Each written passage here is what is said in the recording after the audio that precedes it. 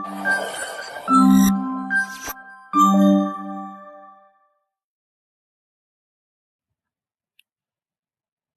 Everyone and welcome to this channel. तो आज हम लोग करने वाले हैं एनालॉग इलेक्ट्रॉनिक्स 1 में हमारा अगला topic that is full wave bridge rectifier. तो एज सच ये रेक्टिफायर हमें इसलिए पढ़ना पड़ता है so that we can easily overcome the limitations of half wave rectifier. तो अगर हम पहले बात करें हाफ वेव रेक्टिफायर की, so in the positive half cycle हमें पता है that our V output is equal to V input which is equal to V M sine omega T. And in the negative half cycle हमारा V output हमेशा 0 आता था।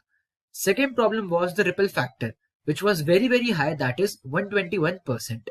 And third one was the efficiency which was very low that is 40.56%।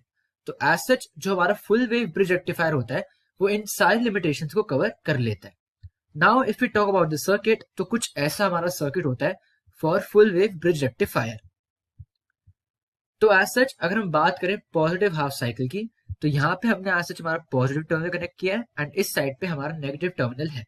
तो उसकी वजह से क्या होगा कि जो हमारा D2 डायोड है और जो हमारा D3 डायोड है they are going to be come in forward biasing condition and वहीं पे हमारा D1 और D4 डायोड्स हमारे रिवर्स बायस कंडीशन में आ जाएंगे। तो हम इनको एज सच इनके इक्विवेलेंट सर्किट से रिप्लेस कर सकते हैं that in case of forward bias it would be a short circuit and in case of reverse bias it will be open circuit, जो कि आप डायग्राम में भी देख सकते हो। नाउ वी नो दैट जो करंट फ्लो होगा it chooses the least resistive path, तो वो यहां से फ्लो करता हुआ इस तरीके से फ्लो करेगा। तो अगर हम इस पार्ट में KVL अप्लाई करें then we will have Vi minus V naught which is going to be equal to 0, so we will have our V output as V input। ये बात हुई आइडियल मॉडल की।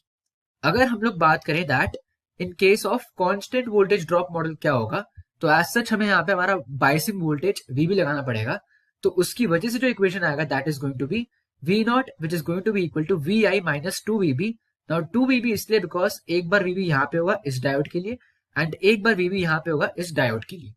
एंड सिमिलरली अगर हमें यही equation हमारे piece wise linear model के लिए निकालनी हो, सो हमारे डायोड को हम लोग एज सच VB और RD से रिप्लेस कर देंगे and we will have our equation as V not is going to be equal to VI minus 2VB minus 2I RD। अब इसी का हमें अगर ग्राफ पे प्लॉट करना हो, सो आप देख सकते हो that for the ideal case हमारा जो कर्व है वो सबसे बड़ा आएगा, देन हमारा कांस्टेंट वोल्टेज ड्रॉप में थोड़ा सा वो कम हो जाएगा एंड देन सबसे कम वो रहेगा हमारा लीनियर पीस वाइज मॉडल के लिए। अब बात करते हैं during the negative half cycle. तो नेगेटिव हाफ साइकिल के टाइम पे क्या होगा कि पहले तो जो पोलैरिटी थी हम उसको स्वैप कर देंगे एंड सिमिलरली जो डायोड्स पहले फॉरवर्ड बायस थे अब वो रिवर्स बायस हो जाएंगे एंड जो रिवर्स बायस थे वो अब फॉरवर्ड बायस हो जाएंगे। तो यहाँ पे एज सच हम लोग डायग्राम के थ्रू देख भी सकते हैं that we have replace them with their equivalent circuits, that is forward bias के केस में हमने शॉर्ट सर्किट कर दिया है एंड रिवर्स बायस के केस में हमने ओपन सर्किट कर दिया है। तो current we know that it will take the least resistive path once again, तो यहां से हमारा करंट ऐसे कुछ फ्लो करेगा।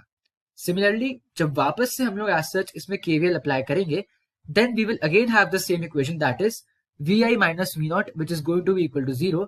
तो यहां से हमारे पास V आउटपुट आ जाएगा V इनपुट, जो कि सेम चीज आ रही थी पॉजिटिव हाफ साइकिल में।